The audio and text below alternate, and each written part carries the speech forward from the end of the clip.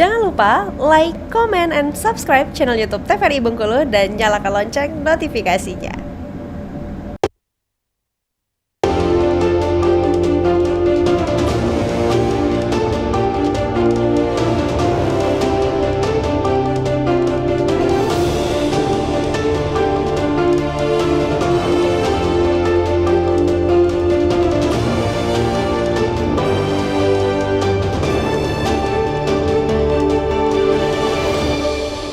Baik pemirsa, selamat petang. Senang sekali jumpa kembali bersama saya Karo Fahmi kali ini di Berindo TVRI Bengkulu untuk edisi hari ini. Dan di kesempatan hari ini kita akan berbincang dengan tema waspada investasi dan pinjaman ilegal. Di studio TVRI Bengkulu telah hadir untuk dua orang narasumber kita. Yang pertama ada Ibu Delva Susianti selaku Kabag Pengawas Perilaku Pelaku Usaha Jasa Keuangan, Edukasi Perlindungan Konsumen dan Layanan Manajemen Strategis Kantor OJK Provinsi Bengkulu. Selamat sore Ibu. Selamat sore. Dan juga ada Bapak Ansori Tawakal selaku Akademisi Universitas D. Hasan Bengkulu. Selamat sore Bapak. Sore, Assalamualaikum Bung Fahmi. Ya, baik. Untuk hari ini kita akan berbincang mengenai waspada investasi dan juga pinjaman ilegal. Dan ini menarik tentunya, kita akan berbincang panjang mengenai investasi dan juga pinjaman ilegal, termasuk juga pinjol dan lain sebagainya. Karena ini sudah marak sekali yang terjadi di Indonesia tentunya, baik di Bengkulu mungkin dan sekitarnya yang terjerat kasus tersebut. Nah, kita akan berbincang dengan Bapak terlebih dahulu nih, Pak Ansori terlebih dahulu selaku Akademisi Universitas D. Hasan Bengkulu nih. Untuk fenomena pinjaman-pinjaman online ataupun juga investasi-investasi bodong ini, menyikapinya seperti apa? Apakah masyarakat Indonesia ini mudah terpengaruh atau seperti apa sih Bapak? Baik Bung Fahmi, sebelum menjawab terkait dengan investasi dan pinjaman online yang ilegal ini, ya. Sebetulnya ada 5 faktor ya masyarakat kita ini kan dalam rangka apakah itu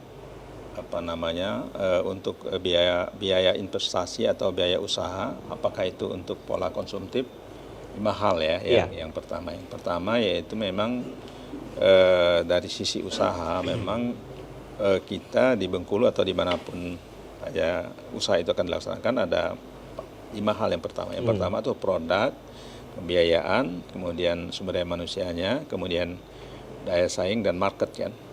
Nah, inilah yang menjadi sebetulnya hal yang sangat bukan hal yang biasa lagi, sudah memang katakanlah masyarakat itu kan melihat investasi dan pinjaman online ilegal ini adalah salah satu solusi terakhir.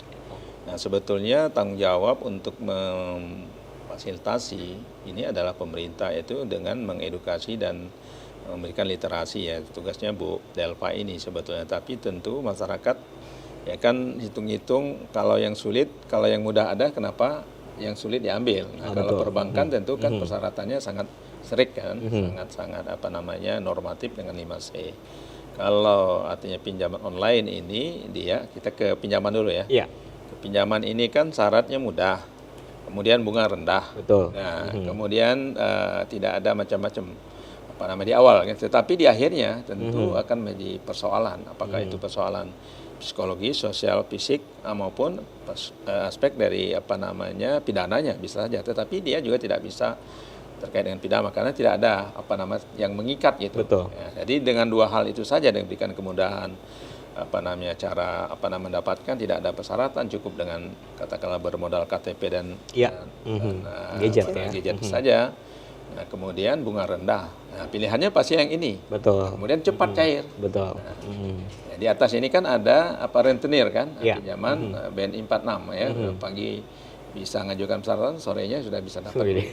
Nah, sedangkan kalau perbankan, bank himbara maupun bank daerah ini kan tentu akan dilihat dulu kelayakan dari pinjaman itu, dan besarannya juga. Nah, ini kan menjadi sesuatu yang menarik dari sisi, tapi pemerintah kan cerdas sudah mengatur aturannya, harus ada investasi yang legal. Itu yang diawasi langsung oleh OJK. Ya. Seharusnya itu yang dicari. Oke, jadi masyarakat harus tahu dan kita juga mengedukasi tentunya untuk masyarakat. Harus diedukasi bahwa ada pinjaman online yang legal. Ya. Nah, yang legal ini yang di bawah pengawasan Bu Delva. Iya, betul. Jadi harus ada yang namanya pengawasan dari OJK ini sendiri. Nah, pengawasan. Tapi mengurus masyarakat ini juga dengan kondisi yang tadi kan tentu ada orang-orang yang nyari jalan pintas. Iya. Nah, masyarakat yang jalan pintas ini yang mudah, yang syaratnya apa namanya gampang, kemudian cepat cair, tapi di ujungnya pasti dia akan berhadapan dengan tentu dengan aturan mereka. Ada teman saya tadi dosen juga, dia terakhir itu sampai ribut juga, ya, sampai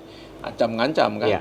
Tinggal sedikit pinjamannya. Nah, tapi kalau ini kan ya akhirnya lama-lama hilang juga ya gitu. Oke, Ya, baik. tapi kita diteror. Nah, Oke. kemudian yang terakhir terkait dengan investasi bodong ini. Nah, investasi bodong ini pada dasarnya memang ini adalah dalam rangka juga hampir sama kan, artinya multi level marketing. Ya. Orang akan memberikan apa namanya, menjual semacam saham gitu, ya, tapi nilainya berapa dan di suatu saat dia akan menerima mungkin beberapa kali lipat. Tapi ini juga kan tidak bisa ada jaminan. Betul. Nah, cari investasi yang memang yang legal. Kan sudah banyak saham kan, saham yang tentunya sudah diatur oleh apa namanya saham Indonesia kan. Nah, kemudian di OJK yang resmi. Nah, apakah itu saham syariah, apakah saham konvensional? Berarti jaminan kita. Atau yang paling aman itu ya beli emas kan ya. Betul. Kita ke emas nggak usah susah-susah. Ngapain kita dijanjikan berlipat-lipat tapi belum pasti. Oke, baik. Kira itu Pak. Baik, terima kasih untuk Pak Pak Ansori. Ternyata kita ke Ibu Delva Susanti ya, selaku dari pengawasan OJK ini sendiri. Nah, menyikapinya sendiri untuk pinjaman online dan juga investasi ini sendiri yang marak di Bengkulu ataupun juga di Indonesia, pokoknya mengenai pinjaman-pinjaman online ini. OJK sendiri menyikapinya seperti apa, Ibu? Sebelum kita beralih ke pertanyaan-pertanyaan berikutnya, silahkan. Iya, kalau OJK ya untuk saat ini kita dari OJK sebenarnya kita melakukan edukasi itu secara masif ya. Iya. Sekarang baik ke pelosok-pelosok itu kita lakukan di seluruh wilayah Indonesia, dan untuk Provinsi Bengkulu ini kita sedang lakukan bekerja sama sebenarnya dengan pemerintah daerah, itu dari tim percepatan akses keuangan daerah dengan Pemda-Pemda, termasuk dengan lembaga jasa keuangan itu kita lakukan edukasi kepada masyarakat sampai dengan ke desa-desa gitu kan. Edukasinya jangan sampai terjerat pinjol. Betul. Jadi untuk investasi mungkin perlu saya lanjutkan yang dari penjelasan Boleh, silakan. Pak Ansori tadi ya, bahwa untuk instrumen investasi itu kan kita sebenarnya banyak pilihan ya. Tidak hanya misalnya kan investasi yang saham saja, tapi ada di perbankan, kemudian ada reksadana gitu kan, deposito, tabungan, dan macam-macam. Apakah yang mau jangka panjang, pendek, ataupun yang menengah gitu kan. Itu tinggal kita memilihnya. Sebenarnya sangat banyak untuk investasi. Dan investasi di luar itu tadi yang Pak Ansori sampaikan bahwa salah satu yang paling gampang emas gitu kan, investasi emas. Dan investasi emas itu pun bisa langsung kita ke penjual emas ataupun lewat perbankan pun sekarang ada. Sudah ada, termasuk di pegadaian, perusahaan pegadaian pun ada untuk Oke, investasi itu. Kita lanjutkan kembali tentunya untuk obrolan kita mengenai waspada investasi dan juga pinjaman ilegal. Pemirsa, kita akan jadikan terlebih dahulu, tetap bersama kami di Berndo TVRI Bengkulu.